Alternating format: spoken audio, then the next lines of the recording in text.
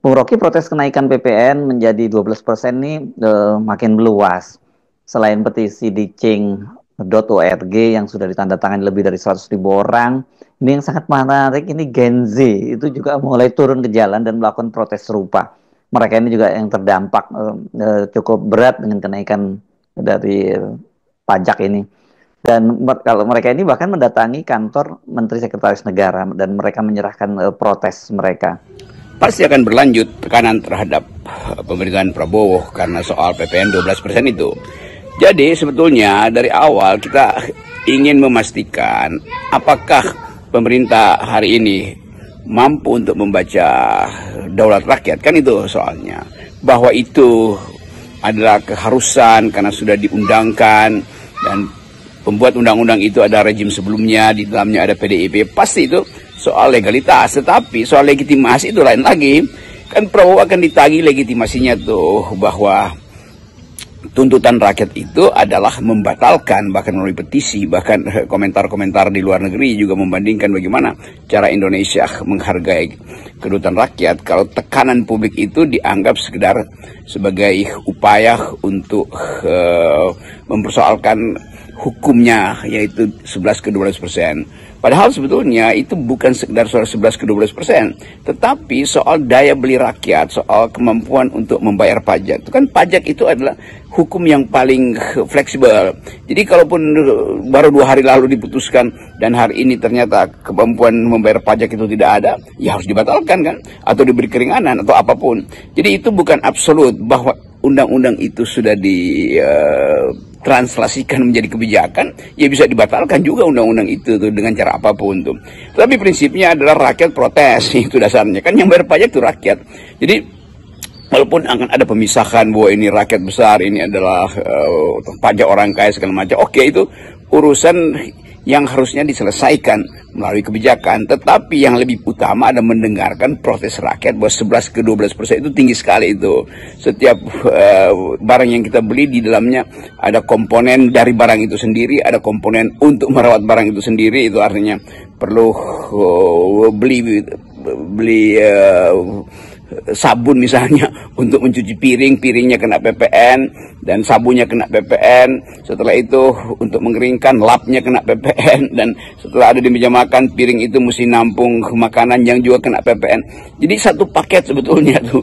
Itu sebetulnya yang kita maksud, orang rakyat maksudkan, bahwa itu pasti akan sangat berat tuh, karena naik 1% itu artinya naik komponen-komponen di dalam barang 1% itu, dan itu artinya banyak sekali yang harga yang naik. Jadi kelihatannya itu jalan pikiran publik yang diwujudkan melalui protes hari-hari ini.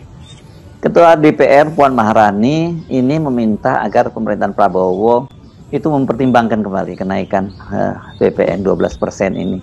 Tapi saya baca-baca komentar di media sosial, ini justru dipersoalkan ketika Puan yang meminta agar ini dipertimbangkan kembali, karena bagaimanapun juga ketika undang-undang HPP ini kan pada waktu itu harmonisasi perpajakan ini yang lahirnya di era pemerintahannya Jokowi yang didukung oleh PDIP, dan pada waktu itu juga PDIP ini termasuk ikut yang mengesahkan, bahkan yang menterinya pada waktu itu, Menteri Hukumnya kan, Menteri Hukum dan HAM pada waktu itu juga kader PDIP, Yasona Lawli.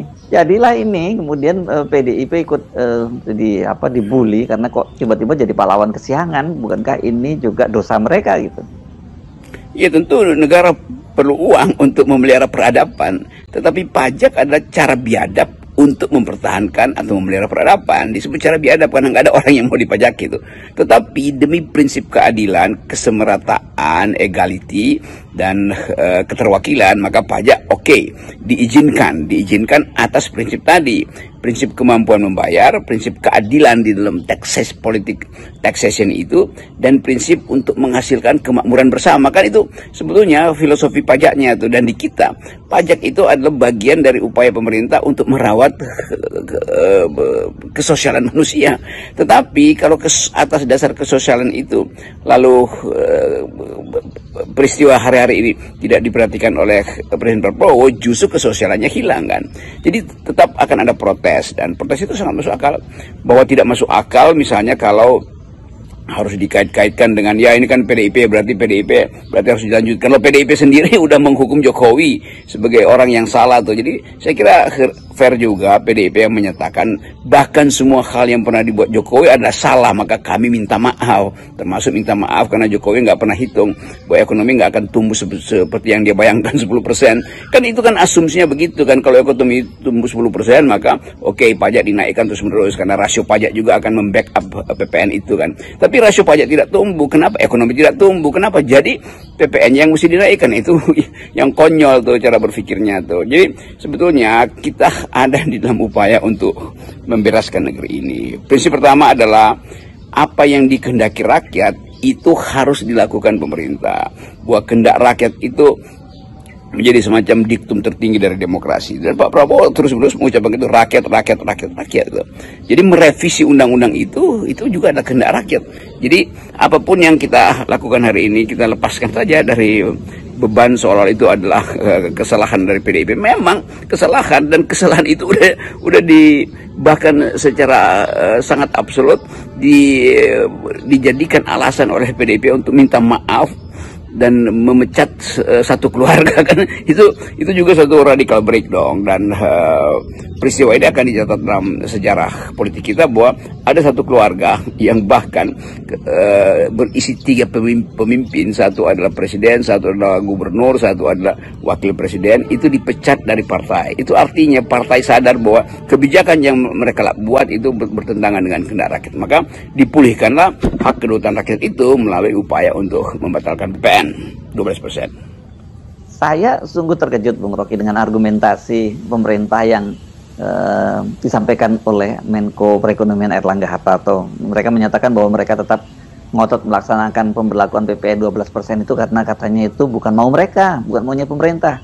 Tapi ini katanya amanat undang-undang. Ini menurut saya argumen yang ngaco banget ini. Jadi bila pemerintah bertahan hanya atas dasar legalitas, bahwa memang undang-undang itu sudah memerintahkan 2025 naik 12%, itu konyol tuh. Jadi kesosialan manusia yang harusnya dipahami daily secara harian itu tidak dipahami.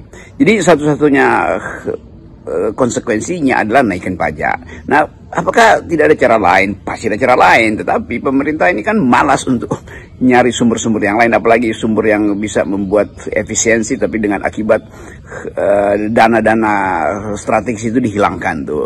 Kan bisa dihitung, ada siapa kemarin ada teman yang menghitung itu bahwa ya bisa dapat juga 70 atau 100 triliun dengan cara mengefisienkan sistem penarikan pajak itu sendiri, atau dengan memangkas beberapa bidang yang sebetulnya bisa dihemat. Kan semua itu adalah pilihan. Tetapi memang cara yang paling enak ya udah pukul rata aja tuh, naikin PPN. Jadi pemerintah yang tidak kreatif sebetulnya tuh. Dan kita tahu banyak pemerintah yang bahkan di masa lalu yang bangkrut atau digulingkan hanya karena tidak paham suara penderitaan rakyat. Nah sebetulnya usaha-usaha untuk membackup pemerintahan Prabowo itu tersedia, karena ini justru masih ada bulan madunya tuh, sehingga orang merasa oke, mungkin ada kesempatan bagi Pak Prabowo setelah bulan madu menghitung kembali kebutuhan negara dan merapikan kabinetnya itu supaya pemborosan tidak banyak. Kan orang juga mulai berpikir bahwa loh itu pajaknya itu dipakai untuk membiayai kabinet yang besar, yang 100 orang itu. Kan itu juga pertanyaan kritis yang harus dijawab oleh kabinet kan.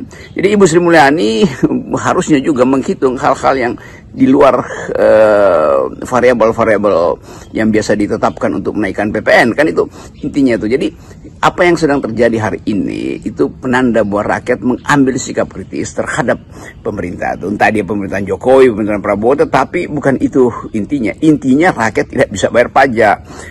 Dan kesulitan itu harusnya jadi poin utama untuk membayangkan penundaan atau bahkan pembatalan PPN itu kan. Dan orang mulai memberi perbandingan tuh, ya di sini di sekitar Asia itu ya pajak Singapura mungkin 7%, di tempat lain 9-10% tuh, di bawah 10% semua tuh.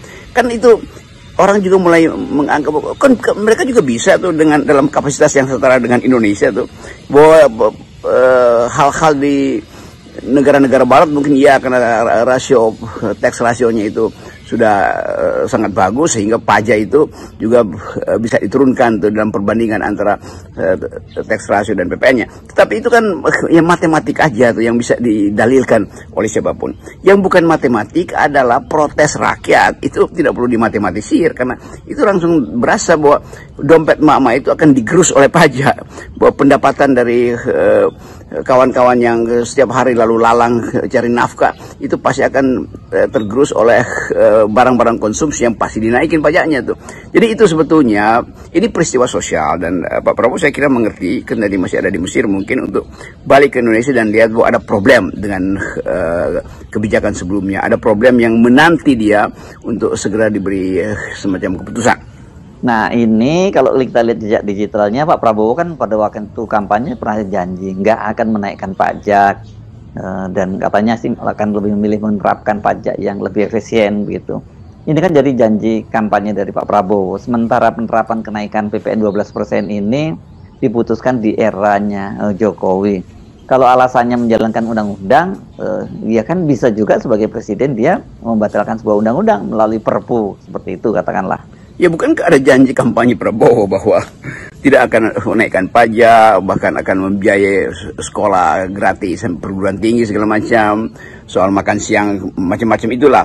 Tetapi kita tahu bahwa ekonomi kita tidak tumbuh. Kita tahu bahwa janji itu di dalam politik ada jarak antara election dan decision. Apa yang dijanjikan ketika eleksi, ketika pemilihan, dan apa yang diputuskan ketika sudah menjabat. Kan itu bisa dipakai juga sebagai diskresi untuk menerapkan prinsip keadilan tuh.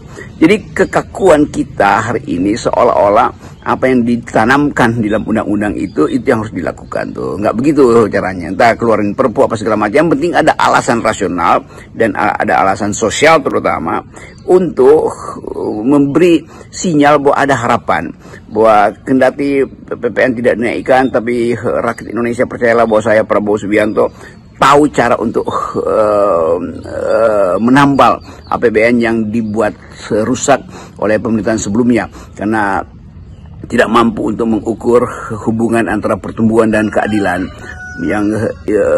Yang terjadi adalah development tapi yang uneven, yang tidak adil tuh. Jadi sebetulnya itu intinya tuh, dan rakyat ingin dengar itu. Mungkin dari pesawat terbang ketika pulang ke Indonesia Prabowo mengucapkan itu, lalu ada pers yang mengikuti dia, diberitakan, sehingga Prabowo tiba di Bandara Halim nanti, semuanya sudah ada tanda-tanda bahwa permintaan rakyat itu sudah dipikirkan, bahkan di ketinggian 30.000 feet di atas permukaan laut di pesawat kepresidenan. Itu sebetulnya kira-kira imajinasi yang kita ingin lihat hari-hari ini. Salam akal sehat. Yes, salam akal.